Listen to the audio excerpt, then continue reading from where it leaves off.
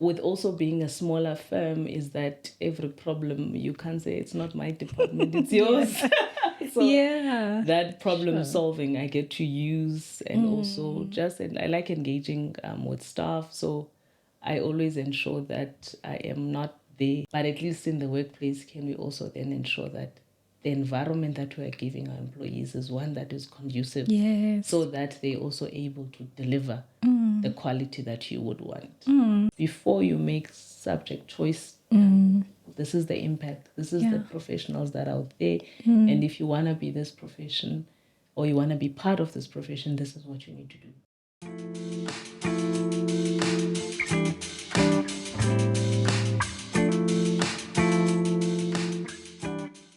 Hi everyone, welcome to another episode of the Buttercup Skincare Podcast. I am your host, Noxolo Sokweba, and today I am with Ncumisa Mkunqwana, a chartered accountant and a registered auditor. She has over 18 years experience in the public and the private sector. She is also the CEO of Chapu CA Inc. And today we chat to Ncumisa about being a mindful CEO and how to lead with intention. Ncumisa, thank you so much for joining me. Thank you so much, Noxolo. Thank you so much for having me. So, we are a wellness podcast, and I always ask my guests, what are some of the wellness practices that you do to make sure that you always calm? So naturally, I'm calm. So I think that helps. And also in terms of the practices that I do, I try to integrate it, and I'm quite flexible with it. So I do exercise. I do like doing walking. So I walk. So if I'm not too busy, at least an hour a day, I'll allocate it to myself. Either walking, or if maybe I'm a bit tight and I only have 30 minutes, but I do ensure at least minimum 30 minutes I had to myself. I've got this nice video that you can do a workout wherever you are. So I also do that. Just trying to keep moving. I love reading as well, so I read as well. I can only imagine how packed your diary is, and I hope you are intentional about those hours, or at least 30 minutes. Are you? Yes, I've blocked them in my diary. So they are blocked there. Yes. But I'm just flexible. I find the mornings work better than trying to do it during the day. So I try to do it in the morning. But if then that doesn't work, then I'll find time during the day. How early does your day start? At 6. Oh wow, okay. It's not too early. I thought it starts at 3. No. Okay. 6 is not bad. Okay. 6 is not. Well, 6 is you already going to gym, or if I'm going to gym or walking. And what are the other things that you do outside of being a CEO and outside of being a chartered accountant that bring you purpose and you are passionate about? Sure, there's a lot that I do. So I'm quite, I like mentoring. So I even mentor outside work. So there are people that I mentor. I'm also, in terms of my faith, so I'm also involved in church. So I do serve in some of those, but small bodies within the church that I serve in. So I think that's what I do mostly. Outside work. I love it. And what inspired you to pursue a career in leadership? Sure. So I don't think I wanted to, I would say from the beginning, I wanted to be a leader, if I can put it like that. It was, you're going to be a CA, you wanted to be a CA. So I followed the CA route. And did my articles at Deloitte and in Port Elizabeth. Then from there, I went to General Motors. I stayed on after articles. I was an audit manager. And I went then to General Motors in finance, because I had never been in finance. I guess I've audited finance. I wanted to get that experience. And then when you get there are people that are there that you must lead, So that's maybe started in leading people besides trainees. Different people with different backgrounds. Now some are not CAs. So manufacturing is a really different industry. Then from there, I was like, no man, I've done finance. I want to do something else, but what else? And I was Yeah. like, I enjoyed auditing more than accounting. Okay. So then I went back to audit. But at that time, I had a small child, so I couldn't do traveling with audit. Yes. So I was also intentional then in terms of the job that I wanted. I wanted to be in audit, so I then selected to be in technical support within audit. Okay. So that's when then I joined audit quality. And from there, it was just the passion of audit quality. And I found myself being a leader there as well.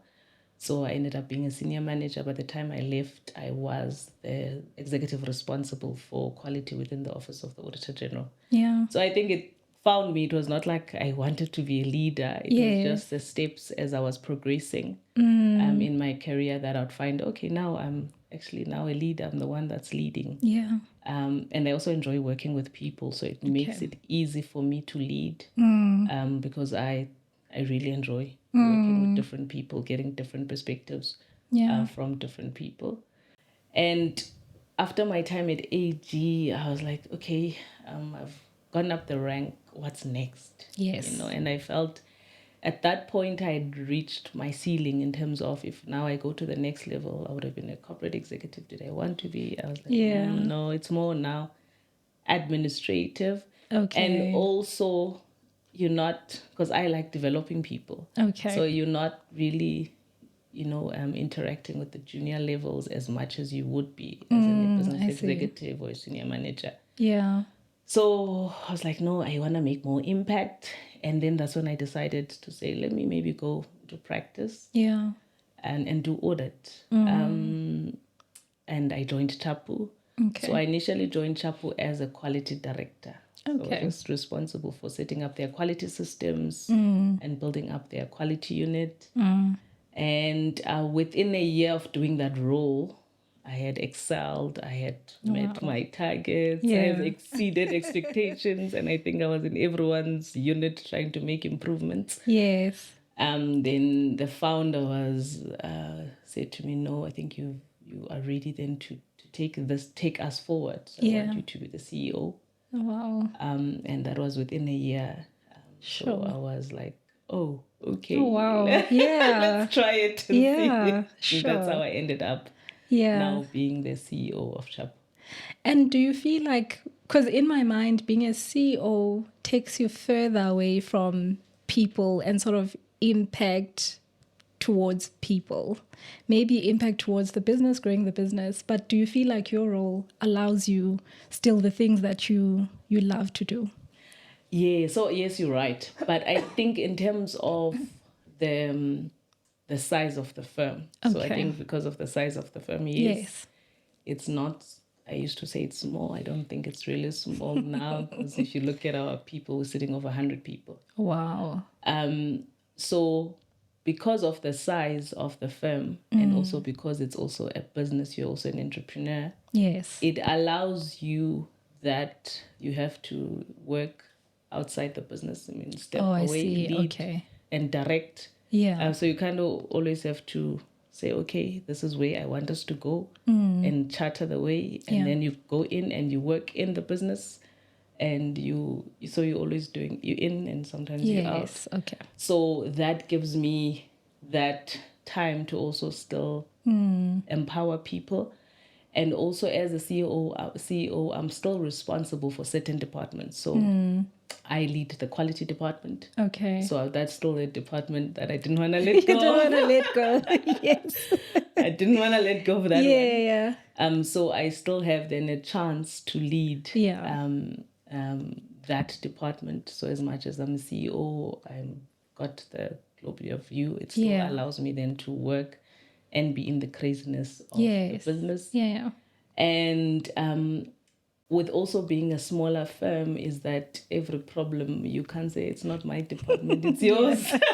So that problem solving I get to use and also and I like engaging with staff. So I always ensure that I am not there. Yes. I am also here with the people that I lead. Yeah.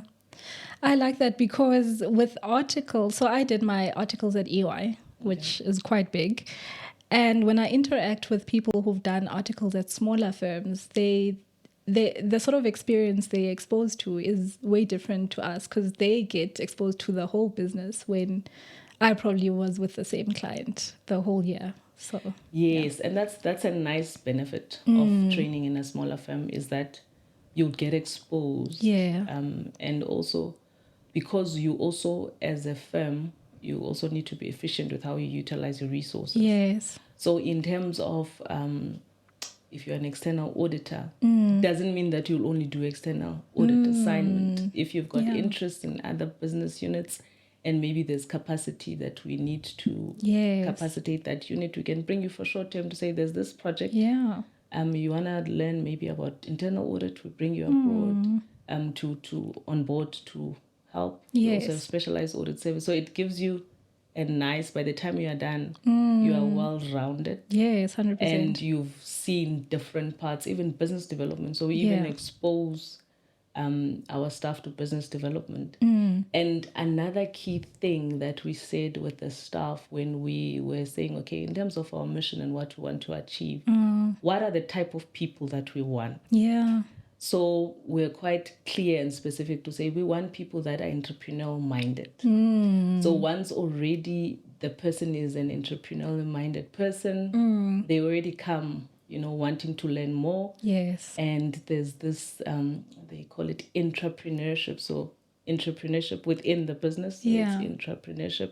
And we actually apply that and we allow you that space to be entrepreneurial and apply those entrepreneurship principles and be innovative, but obviously within certain boundaries. And that you also see the buy-in from the staff and the commitment and the dedication because you are also doing something that you enjoy.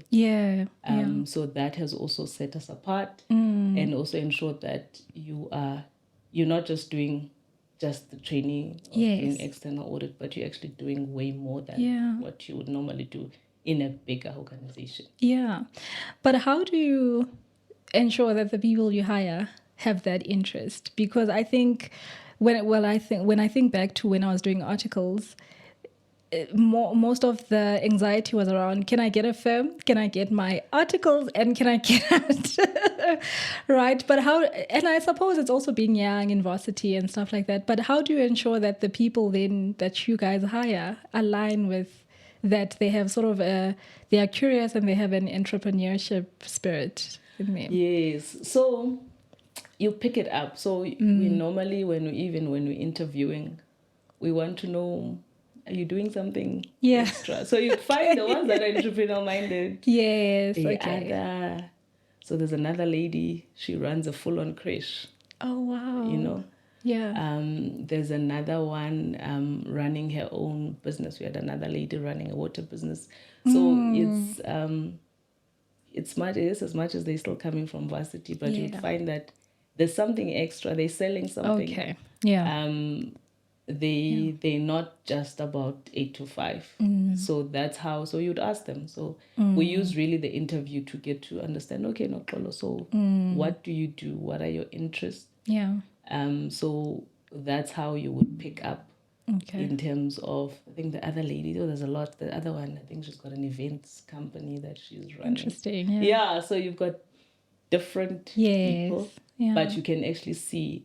And also asking them, what have you started anything? Because once a person starts something, even might find now you're no longer maybe running the business, but at least that ability to start and be innovative. Because that's how we also say, yes, we want to deliver a quality service to our client, but we also want to be innovative in what we deliver. So give those innovative solutions that are going to assist or help the client to achieve impact. So having those innovative staff members really helps. That. And how do you feel your upbringing and education have shaped the leader that you've become? Sure, it has. So I grew up in a village, Uti, location in Aidukwa. And I also grew up in a very entrepreneurial home. So my mom was a teacher by profession. actually a grade one teacher. Yeah. But I think she had this entrepreneurial spirit. So her first car was a taxi. So she actually bought a taxi. So after school, when she started, she would actually then transport people from the village to town and from town to the village. And also, she also had a farming business. So would also work in the farm, and she would sell kettle, so forth, if we needed money to go to school. Yeah. And she also had, I even remember growing up, we had a TV back then, and there was a generator, because I think in the village there was no electricity. Yeah. So she would charge 10 cents or something to come watch TV. Yes. Oh, wow. And then she would use that money to buy the diesel then, so that we could watch TV. Yes. And everyone in the community could actually come and watch. Sure. So I saw how she like, our home was open to everyone, you know. And also in her employing, she would employ from the village. And she didn't, I don't think she didn't treat them differently just because they were working for her. Yes. You know? Yeah. So I also saw her empowering. So I think I saw that and I was like, oh, okay. And I think at that point I didn't know. Yeah. But reflecting now, she was very busy. And she's a single mom. And she had support. So I saw that, yes, as a leader, as much as you're leading and you've got this vision, you still need to have the support. Yes. So 100%. She had a proper support structure within the home, and she ensured then that she was upskilling the people that she was employing. And that's what I also learned, and that she was very empathetic towards her employees. So that I learned from her. Okay. I learned from growing up. And I think that's also the interest in accounting. So even when she used to when the taxis used to come home, because I started with one taxi and then the business grew. Yeah. So when they used to come home and would count the money with the drivers, and would go to the bank to bank with her. So you actually got to see the full value chain, if I can call it like that. And that's where the interest in accounting came from, to say, oh, actually, is this? I think she wanted me to be a doctor. And I was like, no, it's not for me. I think all our parents wanted us to be doctors. I think there was just something with being a doctor. Yeah. So that's how then I grew the interest in accounting, and then how I lead. And she was quite inclusive. So that I learned from her. In terms of saying, you need people, you need to treat people well, you need to create a conducive environment so that people are able to deliver the quality that you want. And she was strict on excellence, so service excellence. And she created that. I think she gave us confidence in the sense that there was no job that was only for the boys in the house. Everyone did all the chores. Yeah. So it also gave you that confidence that I can actually do anything. Yeah. Yeah. I absolutely love that, because when I was growing up, that was not the case. No.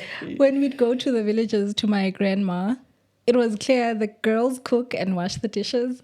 The guys take out the cows and the sheep. So I was not happy with that. But no, we did everything from the sheep to... We were working in the fields, whether you were a boy or a girl, we used to do it.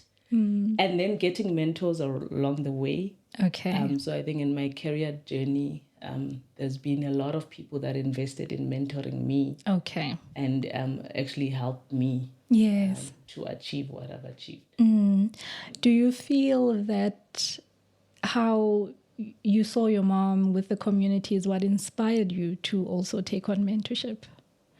Yes, I think so, because for me as well, so without mentorship, as I've said, I wouldn't be where I am. Yeah. Without people, standing up for me when I couldn't be in those rooms, it gave me a better chance. Yeah. So also seeing a person that is maybe coming from a very disadvantaged background compared to where we were. Yeah. But now they're getting that financial freedom.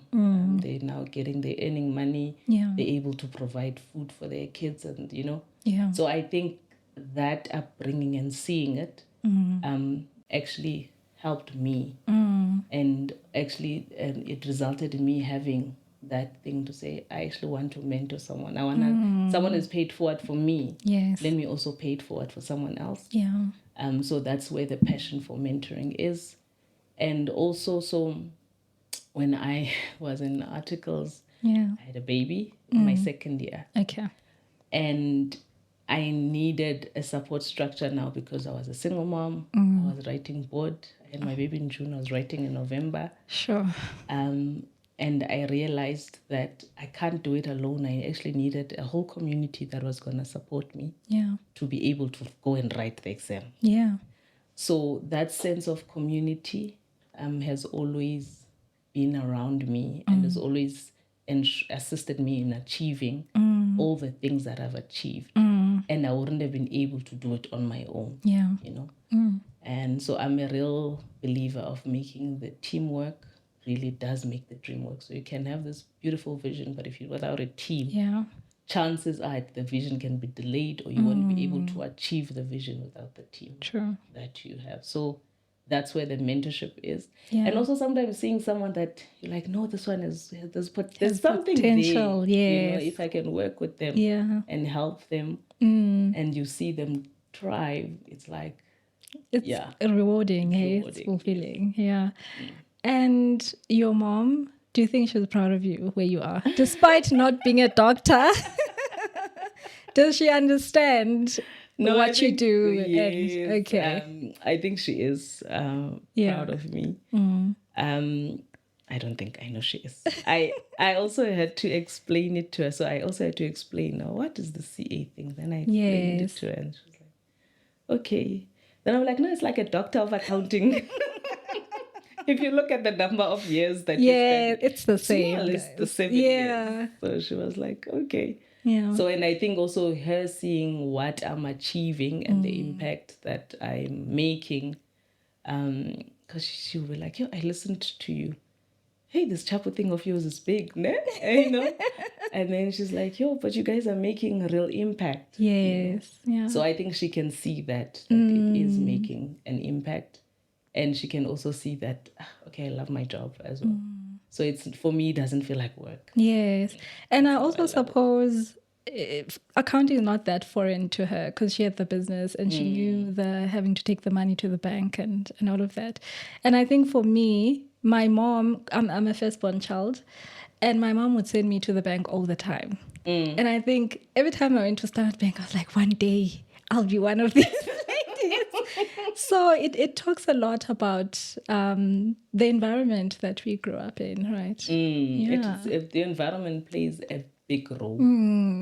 And what I also realized with Chapu was, because of the people that you're attracting might not come from that environment that played a role. Yes. So it was quite important then to be clear about the environment that you wanted to create for these people that work for you. To say, I want this environment to be conducive for them. I don't want a toxic environment. So that they're also able then to, when people feel valued, when people feel they matter, their opinion matters, you'll get more from them. Yes. So the environment plays a big role in terms of your upbringing. But there are, in South Africa, there are challenges in some environments. Yes. But at least in the workplace, can we also then ensure that the environment that we are giving our employees is one that is conducive, so that they're also able to deliver the quality that you would want.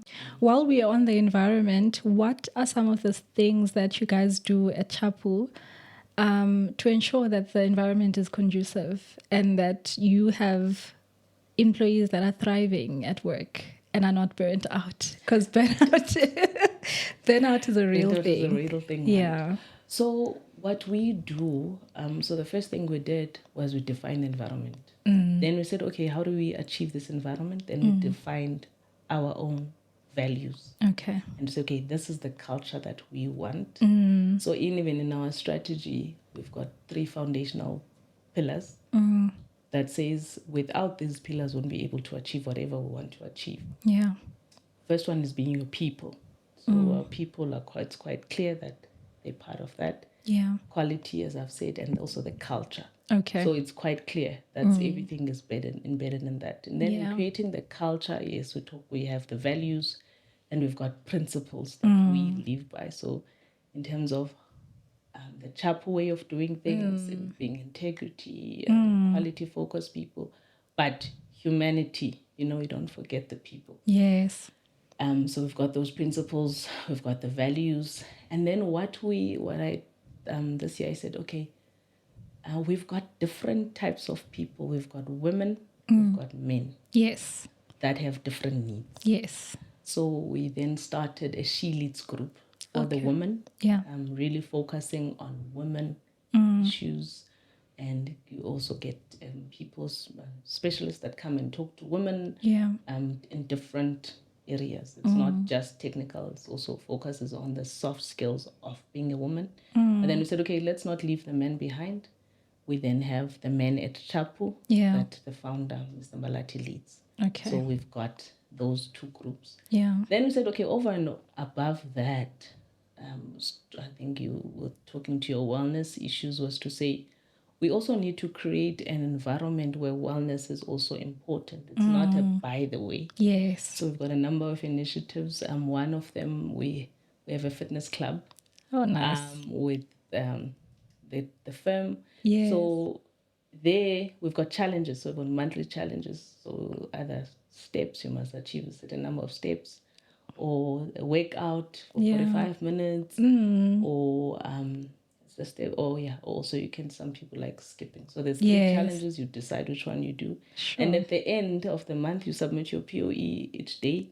So to keep that going. Yes. Yeah. And at the end of the month, there's a winner that's awarded, someone that has been consistent and that has exceeded the targets. Then you get awarded. Yeah. Then we also said, in terms of now outside, some people like running. So we also do support initiatives like marathons. Small 10Ks, 5Ks. There are those that want to do 21. Do you do 21? In my previous life, I'm trying to get back. I'm still at 10. I'm trying to get back to the 21. Okay. So we also then would take them to races, women's races, and so forth. So that also helps, that you're not just focusing on work. And you're really creating a community that's also focused on the physical wellness as well. Yeah. We are quite big on our faith as a firm. Wow. Yeah. So for our own internal meetings, prayer is also something that we do. So before we start an internal meeting, we'll pray. Sure. So that's how we try and make sure that the culture is one that is conducive for them to be able to deliver. And we also have, we've got a mentoring program. Okay. So we started an internal mentoring program where now we mentor our staff, develop our staff, and that's open to everyone. But with mental health issues as well, also have a wellness program where you can now call. And the firm pays. Yes. If you need that support, and if maybe you can say, I'm burnout, I need someone to talk to, and so forth. So we also have the employee wellness initiative as well. I love that, especially the running together, praying together, because I know people, when you get to some companies, they say, we are family, but are we really family? But I think that it creates a sense of community, because we're doing the running, the walking together, we're praying together. I feel prayer is such an intimate thing that if I'm doing it with my colleagues, then I must really value you. Yeah. That's what you do for your employees. What do you do for yourself to manage the stress that comes with the job? Yeah. The stress is there online. Yeah. So the stress is definitely there. So for me, I do a couple of things. So as I've said, I've ensured at least I've got a support at home. My husband is very supportive. And that also helps that now I'm not managing the home load alone. Yeah. And also, there's no balance. So I think there's no work-life balance for me. Okay. It doesn't work for me. But I've got work-life integration. So I've integrated work and my life. So they kind of aligned. Do you mind expanding on the integration? Because in my head, I'm like, then I never knock off? Or what does it, what does it mean? Yes, Okay, how what does I've it mean? integrated is because, thanks to COVID now, we're able to work wherever, remotely, right?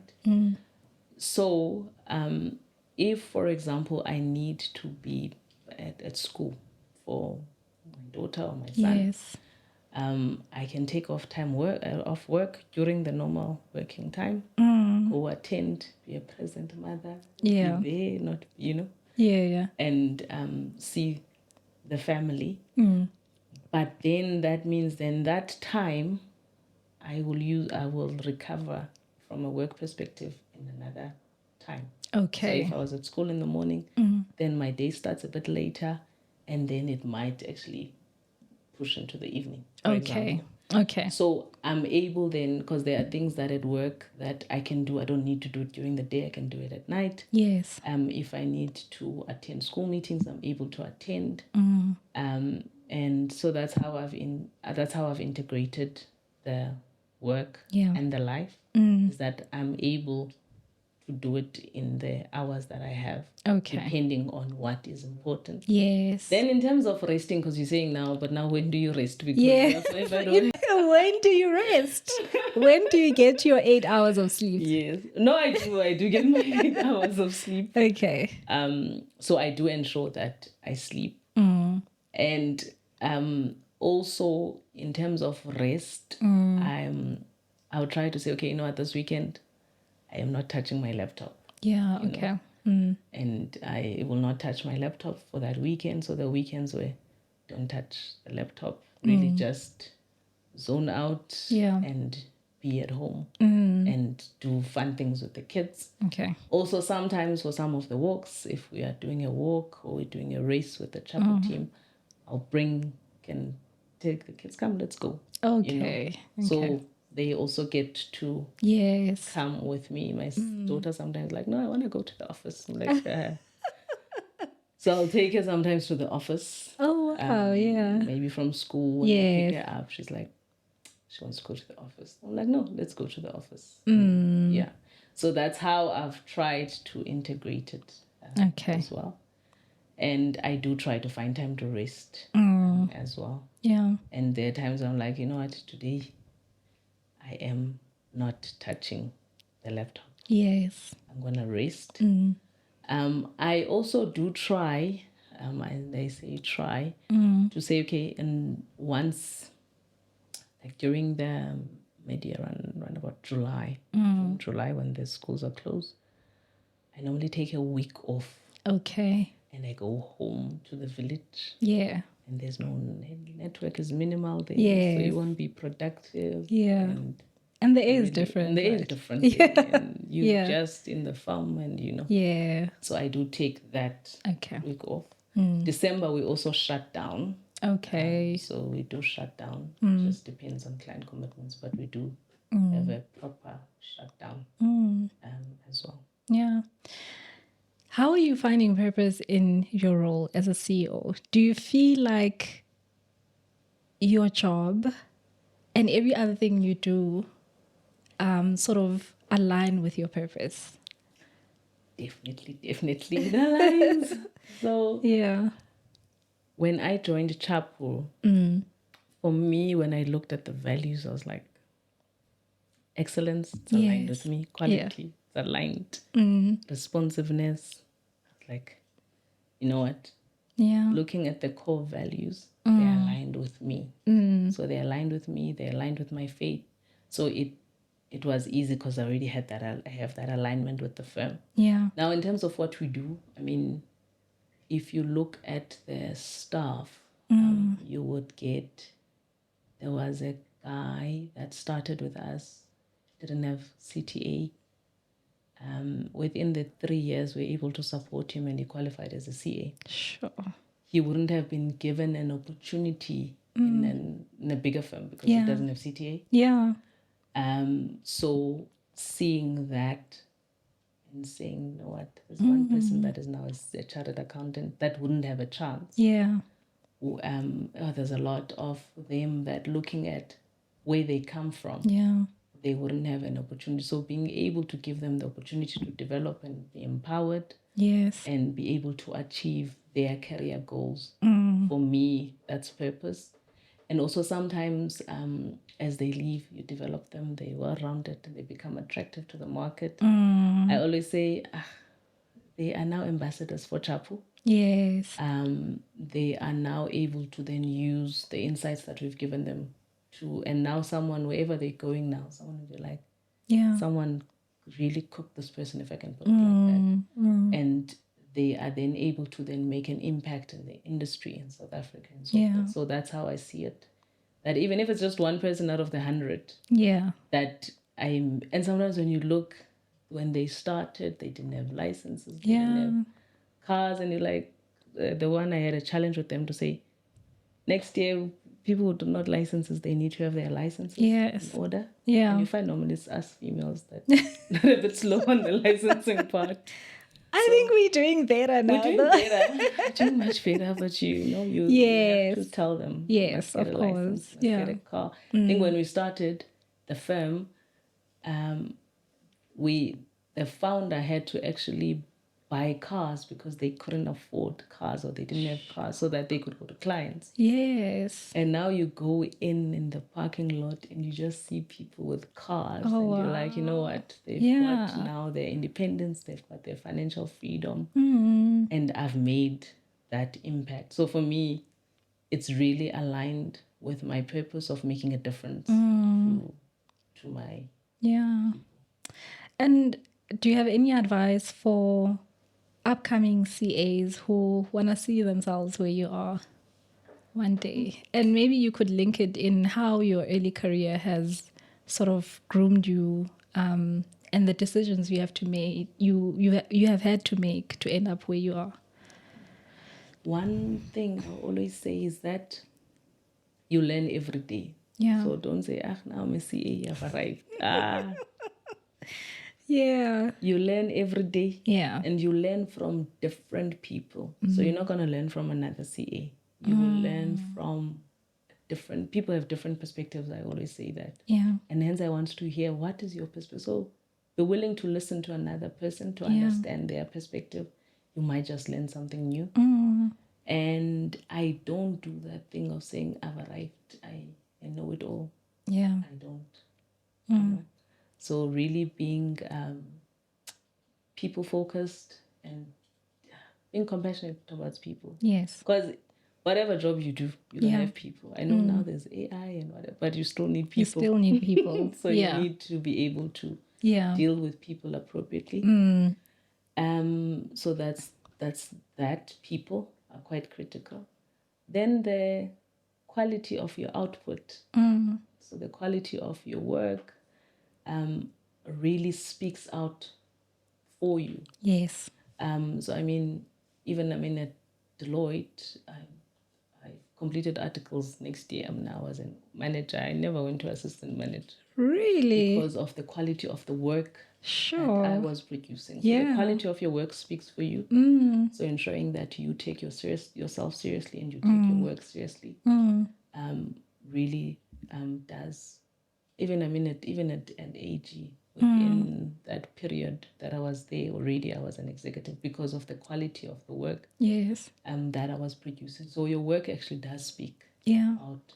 Then also get involved in terms of what's happening around, especially in the firms. Get involved what's happening around. Yes. It also teaches you other soft skills that you wouldn't necessarily get in the training. Yes, you must be technically astute. You must know what's happening technically. Yeah. But the softer skills are quite important. When I did my master's in tax, because I was dealing there at General Motors with SARS, and I was like, I want to understand. I'm one of those that wants to understand. Yeah. So I was like, no, let me understand, why did they make this decision, so that I have that. So really investing in developing yourself. No, it's going to do that for you. Okay. So developing yourself and being able then to share insights, to say, hey, this is what I'm picking up. These are the insights. And at least now things are easier in terms of the technologies that is there, the data that's readily, there's so much data that's readily available that you can use. Prepare. Yeah. So starting an audit, go read about your auditee. What do they do? So at least you've got an understanding of what work are they actually doing. Yes. What's their impact? And even now when you're engaging with the employees there that you're auditing. Because remember that you're dealing with people. Yeah. And they don't really like you as an auditor, especially. No, they don't. Yes. Yeah.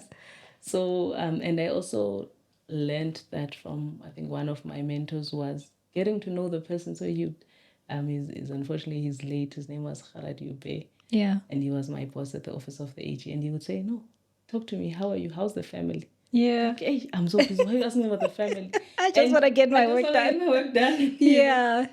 But he really wanted to know the person. So people are quite critical in every way you go. You're going to be dealing with people. And if you don't know how to deal with people, you're going to shortchange yourself and you won't be able to achieve all the wonderful things that you want to achieve. Yeah. And remembering that you are not an island, you need people to help you. And networking, would you say that is important? Networking, yes. How can I forget that one? That one is quite important. So, believe it or not, I'm an introvert, but I think I'm a recovering introvert. Maybe I'm not recovering. Yeah. I'm a recovering introvert. So, I never used to like networking. Yeah. I never used to like even posting. I'm not a poster. Yeah. But networking works. Okay. But you obviously have to know, okay, if I'm going to a networking event, is it aligned with what do I want to achieve? So be clear in terms of what I want to achieve. Yes. But also don't get there to just want to make it about you. Yeah. It's about learning, okay, follow. Yes. Yeah. Because it's also people. So I would say apply that. And also with LinkedIn, oh my word, I don't know how many connections that I've made on LinkedIn. And I think I had to also talk to myself to say, no, you are not dating, you are just sharing what is it that you do. So LinkedIn also creates then a brand for you, and it's easier, you can share. Yes. So I use LinkedIn a lot to share. I've gotten clients through LinkedIn.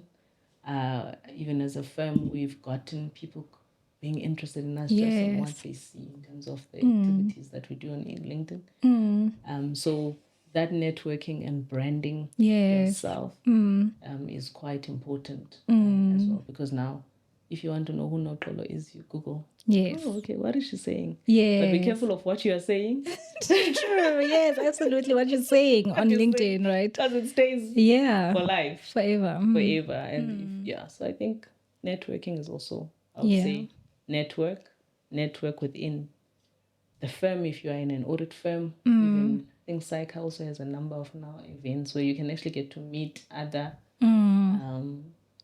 trainees if you're trainees and so forth. As well. Yeah, I'm glad you mentioned LinkedIn because I don't think a lot of sort of coming out of university articles take it that seriously. I personally only after when I was looking for a job, I was like, okay, I need to get my LinkedIn profile looking good, right? So yeah, I think it's an important branding app. It is. It's an important branding app. And normally, even when I get a CV, I would search and say, okay, what's their online presence? What are they saying?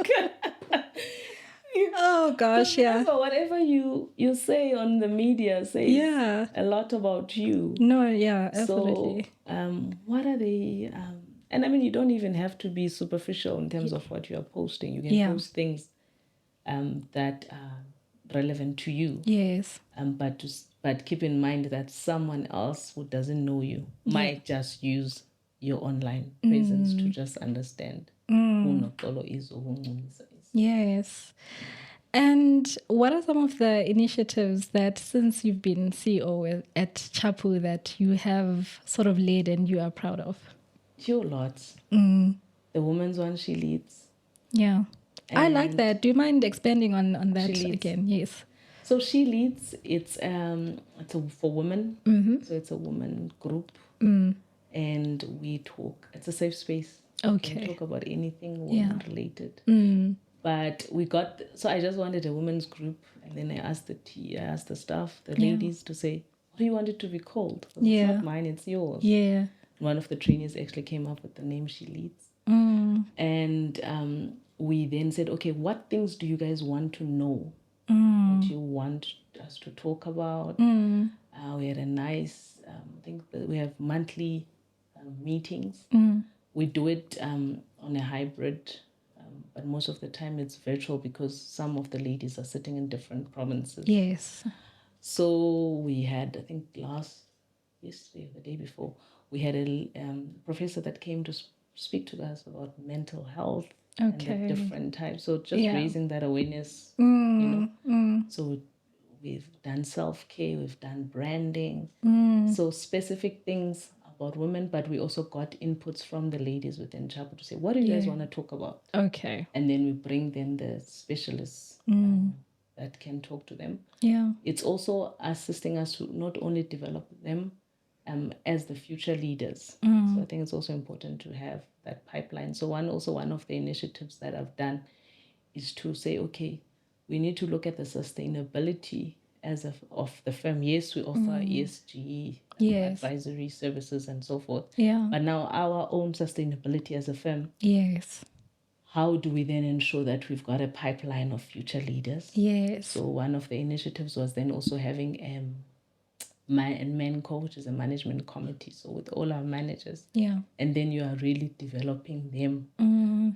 We did psychometrics and so many tests that they did to just understand where they are, where they need help. And we've got personalized and development plans so that they're able then to take the next step.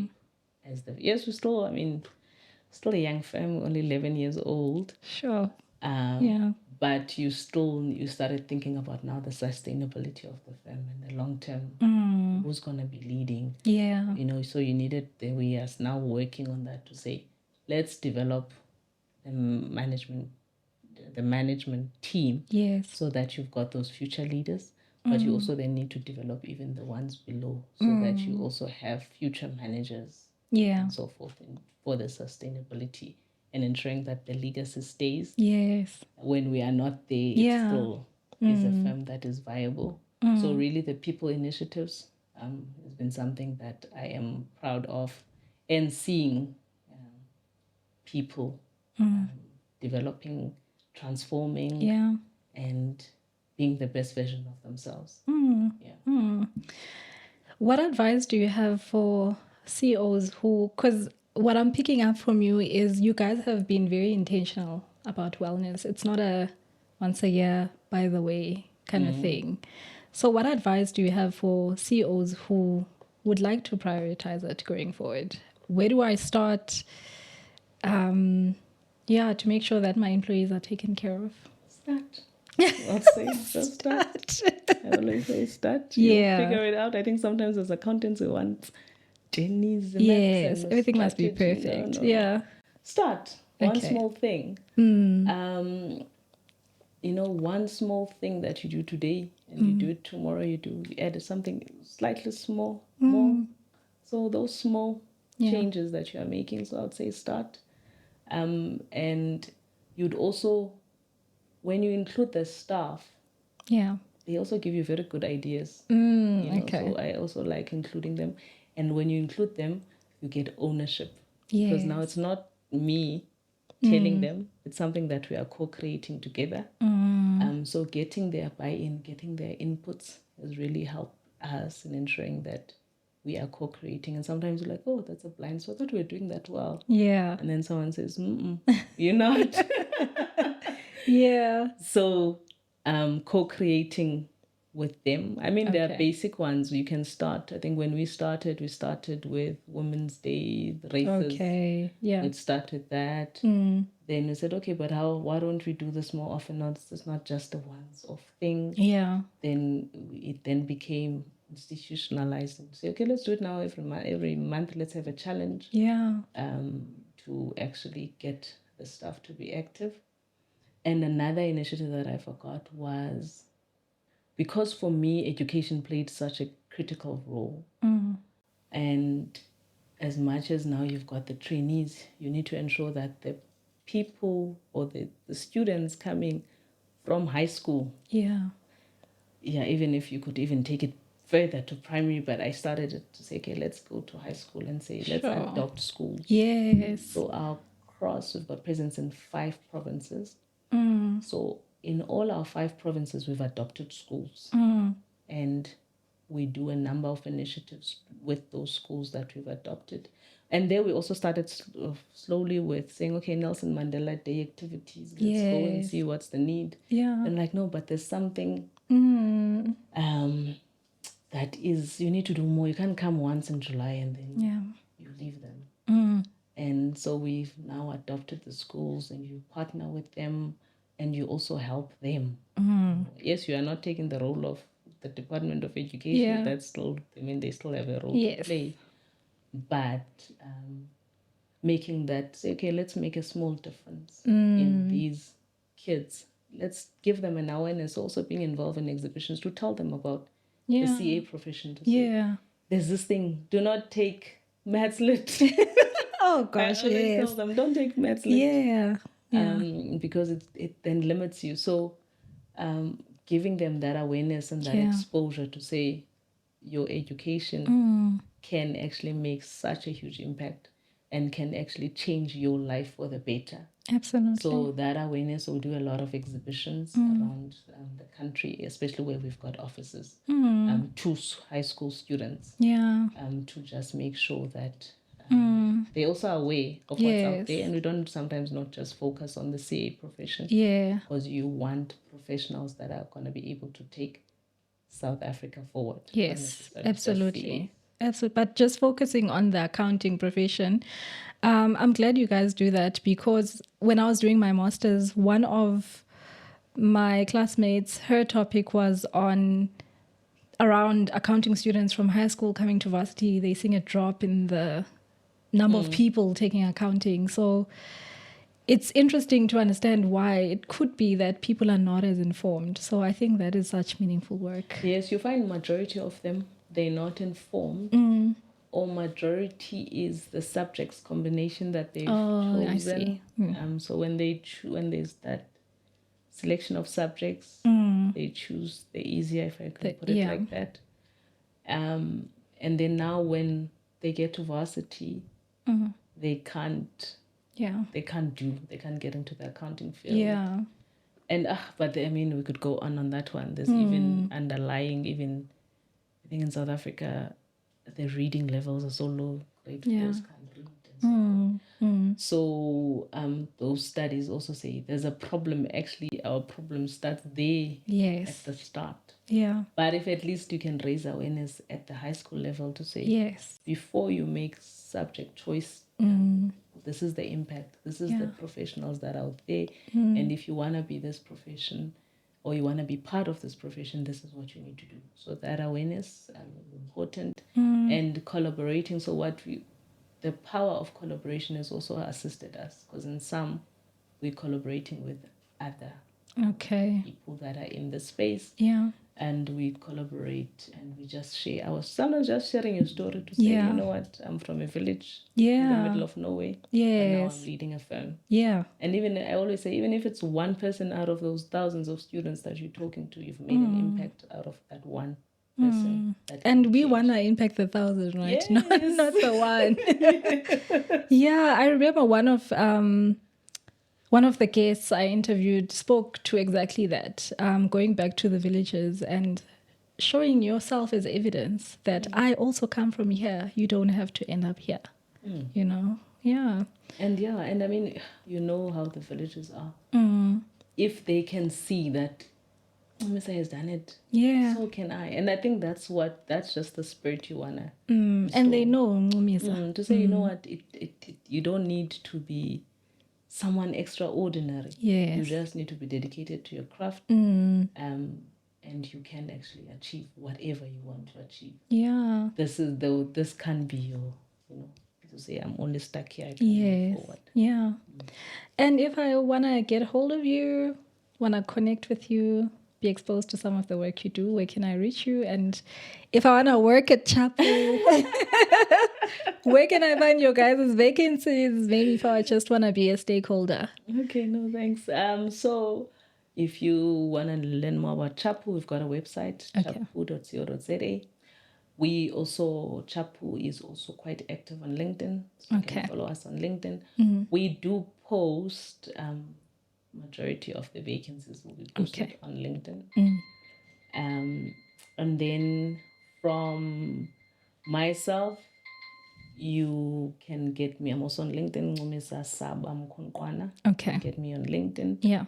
And also, if you want more information about Chapu, about me, you can reach out to info@chapu.co.za. Okay.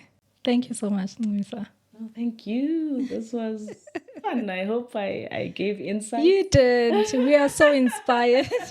Thank you so much. No, thank you so much for having me. I'm really, really humbled and honored. It's a pleasure. And thank you for tuning in. Please don't forget to like, subscribe, and comment. I will see you on the next one.